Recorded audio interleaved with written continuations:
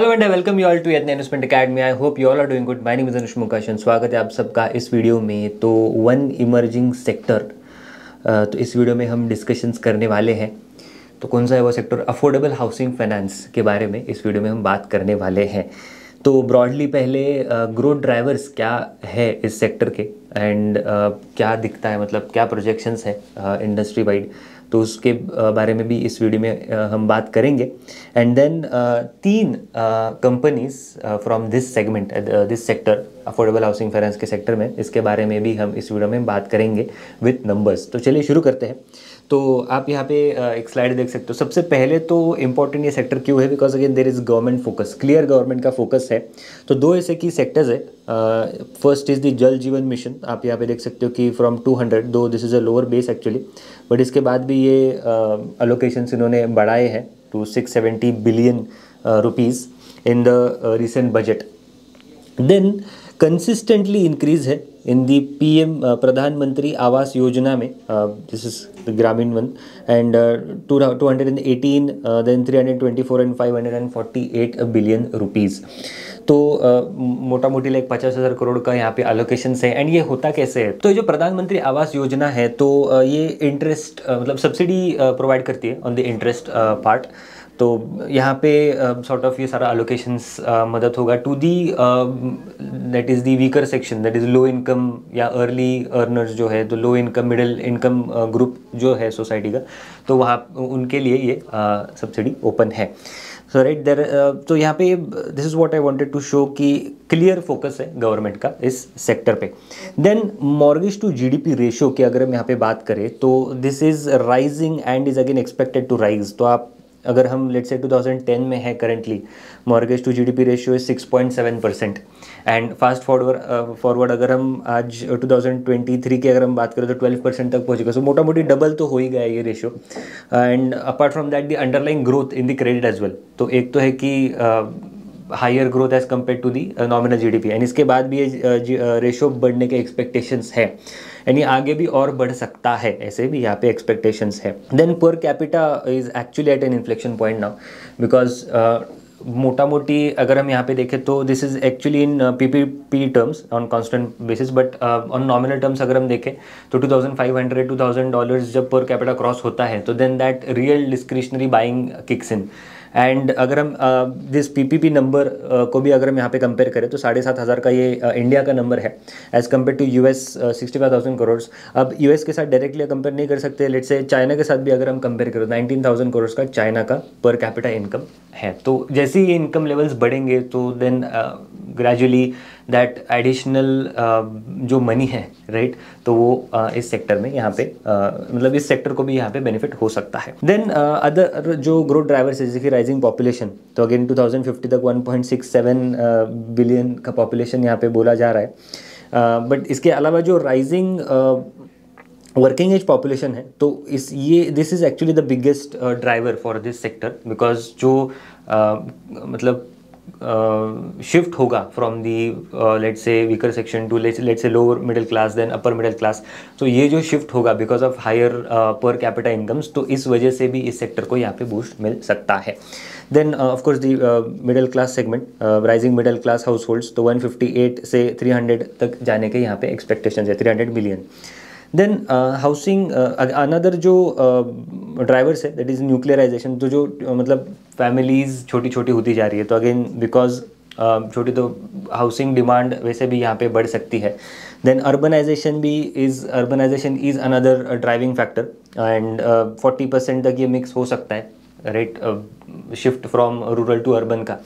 Then low mortgage to GDP ratio, this is what we discuss कि 12% का currently है, नहीं आगे जाके भी बढ़ने के एक्सपेक्टेशंस है। Then again rising per capita, तो इंडिया का जो करंटली हमने $7,500 देखा था, तो वो लाइक रफली 7,500 से 8,000 का रफली $17,840 डॉलर्स तक जाने के एक्सपेक्टेशंस है। देन डिस्क्रिशनरी स्पेंडिंग भी यहाँ पे इंक्रीज हो सकती है। एंड ऑफ कोर्स लाइक जो बैंक्स है उनका नॉन मतलब अफोर्डेबल हाउसिंग फोकस भी है ज़्यादा, तो जो NBFCs है टिपिकली जो अफोर्डेबल हाउसिंग स्पेस में ही ज़्यादा फोकस कर रहे हैं, तो उनके लिए ज़्यादा बेनिफिशियल हो सकता है। देन एक केस स्टडी है on the US mortgage penetration पे, तो आप यहाँ पे देख सकते हो कि दे हैव क्लियरली शोन कि करेंटली 1946 में जो यूएस का पेनिट्रेशन था 13.1%, यहाँ पे इंडिया करेंटली है। एंड जब $7,800 पर कैपिटा रफली मतलब इस पीरियड में यूएस का रहा, तो India is standing here today. And इसके बाद भी ये जो बूम आया है इन दी मॉर्गेज पेनिट्रेशन में, तो this is what can actually replicate relatively. तो पोटेंशियल अगर हम देखें तो पोटेंशियल बहुत ज़्यादा है इस सेक्टर में। एंड ग्रोथ भी अगर हम देखें तो ग्रोथ भी ज़्यादा है। एंड मोटा मोटी like this sector is like secured in nature, because जो हाउसिंग लोन्स होते हैं तो ज़रा मोस्टली सिक्योर्ड इन नेचर। तो जो प्रोविजनिंग का इम्पैक्ट जो अनसिक्योर्ड लेंडिंग में हम करेंटली देख रहे हैं, जैसे कि माइक्रो फाइनेंस सेगमेंट में, तो वो सारा प्रोविजनिंग का जो साइकिल्स होती है तो वो इस सेक्टर में ज़्यादा नहीं देखी जाती है। इवन अगर आप अभी भी अगर आप देखो तो ज़्यादा इस सेक्टर को मतलब जो हीट है, तो this sector is not facing that much heat, क्योंकि इवन करेंटली जो कॉन्कॉल्स में डिस्कशन हो रहा है कि मैनेजमेंट यही कह रहा है कि हमें तो ज़्यादा मतलब जो प्रोविजनिंग ज़्यादा लेनी पड़ रही है ऐसा कुछ नहीं है। दो मतलब नॉमिनल थोड़ा बहुत इंचअप हुआ है, बट देयर क्रेडिट कॉस्ट इनके जो प्रोविजनिंग है अफोर्डेबल हाउसिंग फाइनेंस कंपनीज के, तो मोर और less they are in line with the previous trend. अब हम बढ़ते हैं अपने जो 3 की कंपनीज है इसके बारे में। तो there are 3 companies, Home First, Aptus and India Shelter, right. तो AUM वाइज अगर हम इसको कंपेयर करें तो फर्स्ट इज होम फर्स्ट, तो इनका सबसे ज़्यादा AUM 11,949 करोड़ का। Aptus is at 10,226 crore. This is data is as per Q3 FY25। And India shelter का है 7,619। तो India Shelter is relatively smaller entity in comparison to the other. But growth wise अगर हम देखें तो इंडिया शेल्टर रिलेटिवली थोड़ा ज़्यादा हायर ग्रोथ मतलब रेट ऑफ ग्रोथ है as compared to Home First and Aptus. अब यहाँ पे जो ग्रोथ है तो ग्रोथ 2 तरीके से आती है। एक तो है because of new disbursement, and दूसरा है कि unwinding of the previous, because जो इंटरेस्ट है तो वो भी तो एड ऑन हो जाता है, राइट। तो ग्रोथ 2 तरीके से यहाँ पे ग्रोथ आती है। तो डिसबर्समेंट की भी ग्रोथ देखना उतना ही इंपॉर्टेंट है। That is a fresh business they have generated. But 3 year apart from that 3 year and 5 year के अगर हम देखें तो सबसे ज़्यादा ग्रो हुआ है इंडिया शेल्टर। अगेन जो लोअर बेस है तो इसका भी यहाँ पे इम्पैक्ट इनको दिखता है। देन डिसबर्समेंट की अगर हम यहाँ पे बात करें तो Q3 FY25 में रफली 1200 करोड़ का यहाँ पे डिसबर्समेंट हुआ है in the home first by the home first, 930 करोड़ बाय एप्टस एंड 879 करोड़ बाय इंडिया शेल्टर। तो इंडिया शेल्टर रिलेटिवली अगर इनके AUM के साइज के बेसिस पे देखें तो काफ़ी एग्रेसिव है एंड हायर ग्रोथ है। यहाँ पे 29% का डिसबर्समेंट में ग्रोथ है। That is a fresh business, this is growing. FY24 में अगर हम देखें तो ये डिसबर्समेंट हुई थी टोटल रफली 4,000 करोड़ की, एंड सिमिलर 3,000 करोड़ यहाँ पे 2,500 रफली करोड़ इंडिया शेल्टर ने यहाँ पे की थी। इवन यहाँ पे भी 35% की ग्रोथ इंडिया शेल्टर की यहाँ पे ज़्यादा रही है। देन पैट लेवल पे अगर हम बात करें तो सबसे ज़्यादा again India shelter, and Q3 FY25 में FY24 में भी 60% का पैट ग्रोथ इंडिया शेल्टर का रहा है। This is primarily because India Shelter is उनको जो इकोनॉमीज ऑफ स्केल के बेनिफिट्स है, बिकॉज पहले उन्होंने काफ़ी टेक में इन्वेस्ट किया है एंड नाउ उनको जो बेनिफिट्स है इकोनॉमीज ऑफ स्केल के तो वो अभी करेंटली मिल रहे हैं, एंड इसी वजह से ये नंबर थोड़ा एलिवेटेड दिखता है।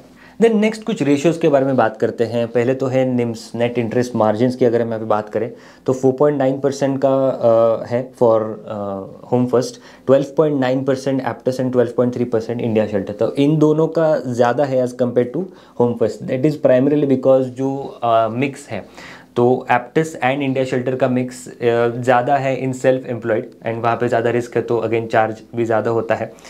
वेराज अपार्ट फ्रॉम दैट ज्योग्राफी का भी यहाँ पे इम्पैक्ट होता है कि लेट्स से टियर 5, 6, 7 के बेसिस लेवल पे अगर अब जाके लेंडिंग हो रही है तो वहाँ पे भी एक रिलेटिवली हायर थोड़ा बहुत प्रीमियम चार्ज होता है, इस वजह से NIMs are relatively higher. Then cost to income अगर हम यहाँ पे देखें तो सबसे कम है for Aptus. That is primarily because Aptus बहुत ही कम स्पेंड कर रहा है in their technology part, whereas ये दोनों जो है तो they are spending relatively higher on the technology related stuff.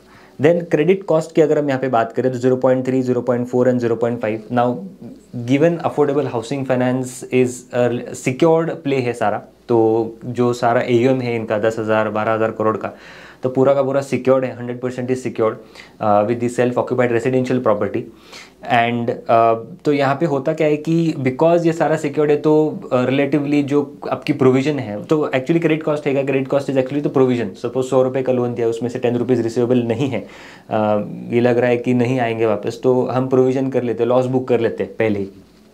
तो यही ये प्रोविजन का नंबर है as compared to the that is divided by the AUM। तो 0.3% ऑफ द AUM का इन्होंने इस क्वार्टर में या इस ओवरऑल TTM के बेसिस पे ये लॉस बुक किया है। And this number is relatively very low in comparison to what you would see into unsecured that is micro finance space. वहाँ पे ये जो नंबर है दैट इज रिलेटिवली हायर, जैसे कि 2%, 3%, इवन 4%, 5% कुछ कुछ कंपनीज के केस में। एंड यही एक चीज़ एक्चुअली अच्छी लगती है कि सिक्योर्ड बिजनेस है, right, secured business with similar growth rate as compared to the unsecured lending, जहाँ पे अनसिक्योर्ड में साइकिल्स है, जैसे कि micro finance segment currently cycle face कर रहा है of higher NPAs because of collection efficiency नहीं है एंड ऑल। तो यही ऑन पैरेलल साइड पे यही सेक्टर काफ़ी स्टेबल लग रहा है with similar growth rate, similar everything is very stable because secured business है, राइट। एंड अगर आप इनके ROAs भी देखो तो 3.4%, 7.7% एंड 5.5% के रफली इनके ROAs and ROE। So most important metric in any banking या एनी BFSI बैंकिंग और फाइनेंशियल कंपनी को एनालाइज करना इज ROE, कि कितना रिटर्न उस कंपनी ने अपने इक्विटी शेयर होल्डर्स को जनरेट करके दिया है। 16.6%, 18% एंड 15% का यहाँ पे रिटर्न है, तो काफ़ी हेल्दी है ये नंबर्स। एंड सिंपली अगर आपको एनालाइज करने की कौन सी कंपनी ज़्यादा अच्छी कर रही है ऑन जैसे कि टाइम सीरीज़ के बेसिस पे, तो जिस कंपनी का ROE कंसिस्टेंटली बढ़ रहा है वो कंपनी ज़्यादा अच्छी करे। तो ROE नंबर्स देख के भी आप डाइसेक्ट कर सकते हो कि कौन सी कंपनी अच्छी कर रही है। देन NPAs के बेसिस पे अगर हम बात करें तो NPAs भी काफ़ी लो ही है एक्चुअली सारे कंपनीज के, because again they are secured in nature. तो जनरली सिक्योर्ड लोन कोई ज़्यादा डिफॉल्ट करता नहीं है, राइट। तो 1.7%, 1.3% एंड 1.2% नेट NPA भी इन लाइन है। There is nothing to worry overall in this affordable housing space. कुछ अदर नंबर्स के बारे में बात कर ले तो प्रेजेंस अगर हम देखें तो Home first is present into 13 states, Aptus 6 states में। एप्टस का कॉन्सेंट्रेशन है mostly into the south region. Top 3 का mix is roughly more than 50% in the AUM. Then India Shelter 15 states में यहाँ पे present है। तो Home First and India Shelter are relatively diversified as compared to Aptus. Then employees की अगर हम बात करें तो like employee light मॉडल है होम फर्स्ट का। Then Aptus and India Shelter के roughly 3,000 4,000 के एम्प्लॉयज़ यहाँ पे हैं। देन ब्रांचेस की अगर हम बात करें तो 149 ब्रांचेस है of Home First, 298 of Aptus and 265 of India Shelter. Average ticket size रफली सेम ही है तीनों प्लेयर्स की, रफली 10-11 लाख्स की। LTV that is loan to value ratio, कि कितना लोन दिया है as compared to the underlying value, तो 50%, 45% एंड 52%, रफली 50% की वैल्यू है। क्रेडिट रेटिंग भी काफ़ी सेम है। The main difference comes into this category and जो बाकी कैटेगरीज है, कि जैसे होम फर्स्ट सबसे ज़्यादा सैलरीड क्लास को लोन देता है एंड मतलब 68% of the AUM is salaried class and 32% is self employed. And यही एक मतलब ये उल्टा है actually Aptus and India Shelter के केस में, 23% and 26% to salary and 70% odd for the self employed. And इसी की वजह से इनके जो निम्स है those are relatively higher as compared to the home First. Then home loan and LAP के बेसिस पे अगर हम यहाँ पे बात करें तो ये अनदर डिफरेंस है कि होम लोन्स में होम फर्स्ट सबसे ज़्यादा है, versus LAP is basically the loan against property की। जैसे सपोज मुझे कोई बिजनेस स्टार्ट करना है एंड मेरे पास एक प्रॉपर्टी है, तो मैं उस प्रॉपर्टी पे एक लोन ले लेता हूँ उसको गिरवी रख के, एंड देन मैं वो पैसे अपने बिजनेस में यूज़ करता हूँ। This is like loan against a property मैंने बिजनेस में यूज़ किया। तो 15% ही है करेंटली होम फर्स्ट कैन, इन्होंने रिसेंटली ही स्टार्ट किया है, इनको ये स्केल करना है, रफली 20% तक लेके जाना है ये segment by 530 they have set. Then यही अगर हम देखें फॉर इंडिया शेल्टर, तो इंडिया शेल्टर में ये मिक्स रिलेटिवली मतलब 50-50 ही है, 58% into home loans and LAP is 42%। Then fixed rate loans की अगर हम यहाँ पे बात करें तो फिक्स्ड रेट लोन्स जो है तो वो 0% है फॉर होम फर्स्ट। तो it is completely a floating rate loan company. तो जब इंटरेस्ट रेट्स बढ़े थे तो इन्होंने भी जो प्राइस हाइक्स जो लेनी थी इनके इंटरेस्ट में, तो वो भी यहाँ पे ली थी। वर्सेस एप्टस इज़ 80%, 81.6% एप्टस के फिक्स रेट लोन है एंड 60% यहाँ पे इंडिया शेल्टर के फिक्स रेट लोन है। तो अब होगा क्या कि जब इंटरेस्ट रेट कम होंगे इन द इकोनॉमी, तो बट इनका जो फिक्स रेट, तो इन ए डिक्लाइनिंग इंटरेस्ट रेट एनवायरनमेंट इनके जो पहले लोन दिए हैं ओवर द लास्ट 2 ईयर्स जब इंटरेस्ट रेट हाई थे, तो उस टाइम के लोन्स तो उतने ही रहेंगे। सो जो एक निम एक्सपेंशन यहाँ पे on a very near term के बेसिस पे एक निम एक्सपेंशन यहाँ पे दिख सकता है। Apart from that variable rate borings अगर हम यहाँ पे देखें तो इनका 100% है, 53% वेरिएबल रेट बोरिंग्स है, 90% वेरिएबल रेट बोरिंग्स है फॉर इंडिया शेल्टर। तो 60% इंडिया शेल्टर का फिक्स्ड रेट बोरिंग है versus 90% is a floating fix rate loans है जो फिक्स रेट पे दिए हैं and floating rate borrowings are 90%। So जब इंटरेस्ट रेट कम हो गए तो डायरेक्टली बोरिंग्स कॉस्ट भी कम होगी, बट जो फिक्स रेट लोन है वो जो इंटरेस्ट जो अर्न करेंगे वो इतना कम नहीं होगा। तो निम एक्सपेंशन यहाँ पे काफ़ी रैपिडली यहाँ पे हो सकता है। ऐसा डेटा के बेसिस पे तो अभी लग रहा है। That would be on a near term basis because जैसे कि ये ज़्यादा से ज़्यादा फ्रेश डिसबर्समेंट करेंगे तो ग्रेजुअली वो जो इंटरेस्ट रेट है, इंटरेस्ट यील्ड एक्चुअली, तो वो कम होगा आगे जाके। देन गाइडेंस के बेसिस पे अगर हम यहाँ पे बात करें तो Home First has given a guidance of 35,000 crore by FY30। FY27 का भी इनका एक टारगेट है 20,000 करोड़ का, बट FY30 तक अगर हम देखें तो 23% का क्या दे आर टारगेटिंग। एप्टस की अगर हम बात करें तो by FY28 they are saying 25,000 crore which comes to 30 to 32% percent का कैगर है।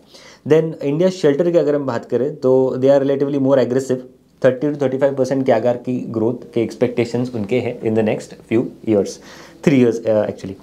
देन वैल्यूएशंस अगर हम देखें तो वैल्यूएशंस PE रेशियो करेंटली है 25.2 का home first, 20 Aptus and 25 similar India shelter.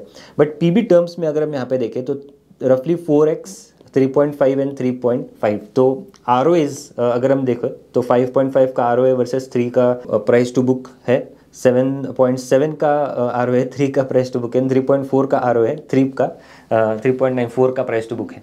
सो मोटा मोटी मतलब जितना ज़्यादा ROA, अगर जितना ज़्यादा आप ROA जनरेट कर सकते, आपकी कैपेसिटी है and that on a sustainable basis, कि सस्टेनेबल ROA जितना ज़्यादा हो तो उतना रिलेटिवली मार्केट यहाँ पे वैल्यू देता है। बट दिस अगेन एक ब्रॉड लेवल पे है। तो वैल्यूएशन के टर्म्स में अगर हम देखें तो सारी जो कंपनीज़ है मीडियन PB सिंस लिस्टिंग से कम पे ही ट्रेडिंग कर रही हैं एंड करेंटली दैट इज़ दो मतलब इंडिया शेल्टर थोड़ा एक्सपेंसिव है 3.52, बट अगेन यहाँ पे ग्रोथ भी ज़्यादा इनकी आई है। मोटा मोटी ये सेक्टर बहुत ही इमर्जिंग है प्लस सिक्योर्ड लेंडिंग है। सो कंक्लूजन अगर हम यहाँ पे करें तो सिक्योर्ड लेंडिंग है तो ज़्यादा साइकिल्स का मतलब जो साइकिल्स प्ले आउट होती है कि प्रोविजनिंग की साइकिल एटसेट्रा, तो उसका भी यहाँ पे कुछ मतलब वो रिस्क लगती नहीं है। Plus apart from that growth is very similar as compared to what जो अनसिक्योर्ड लेंडिंग में होती है। सो सिक्योर्ड प्ले एक काफ़ी सिक्योर्ड है in its nature. So this was it. I hope ये वीडियो आपको अच्छा लगा होगा। ऐसे और वीडियोस के लिए हमारे चैनल पे बने रहना, वीडियो को लाइक करना, शेयर करना और चैनल को सब्सक्राइब करना मत भूलना। मिलते हैं अगले वीडियो में। Thank you so much.